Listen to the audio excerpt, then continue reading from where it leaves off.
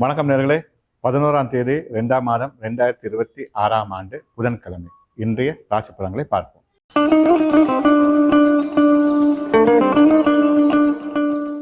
மேசராசி நேர்களே, எல்லா விடயங்களிலும் அதிக முயற்சி தேவை.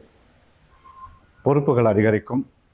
விட்டுக் கொடுப்புடன் செயலாற்றங்கள் சொந்த முடிவே வெற்றியை ஏற்படுத்தும். இடபராசி நேர்களே, மகிழ்ச்சி கிட்டக்கூடிய நல்ல நாள். நல்ல வாய்ப்புகள் உங்களை நாடி வரும் வாய்ப்புகளை நல்ல முறையில் பயன்படுத்துங்கள். திட்டமிட்டு செயலாற்றுவீர்களானால் எதிர்பாராத அதிர்ஷ்டம் காத்திருக்கிறது. மிதுன ராசி நேர்களே, தடைகள் விலகி தன்னம்பிக்கையுடன் செயலாற்றக்கூடிய சூழல் உருவாகும். புகழ் செல்வாக்கு அதிகரிக்கும். குடும்பத்தில் சுப செலவுகள் தென்படுகிறது.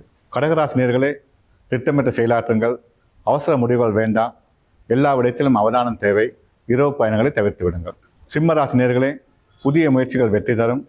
தொழில் ரீதியில் எதிர்பாராத மாற்றங்களை உணர்வீர்கள். சமூகத்தில் மதிப்பு மரியாதை அதிகரிக்கும்.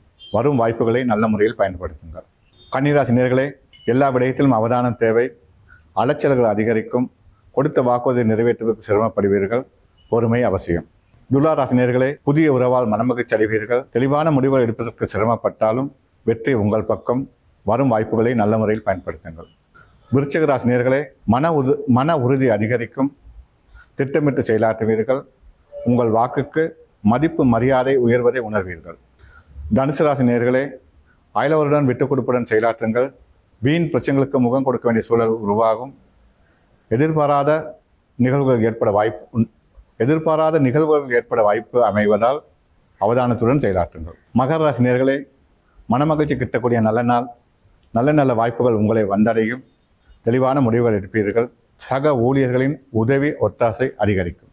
கும்பராசி நேர்களே, திடீர் அதிர்ஷ்டம் காத்திருக்கிறது. வெற்றிக்கான சூழல் தென்படும். போட்ட திட்டங்களை நிறைவேற்றுவீர்கள். தடைகளிலிருந்து மீண்டு வருவீர்கள். மீனராசி நேர்களே, தடை தாமதங்களை தவிர்க்க முடியாது. எதிர்பாராத பிரச்சனைகளுக்கு முகம் கொடுக்க வேண்டிய சூழல் உருவாகும். பொறுமையும் நிதானமும் இறை வழிபாடும் இருந்தால் எல்லாம் வெற்றியாக அமையும்.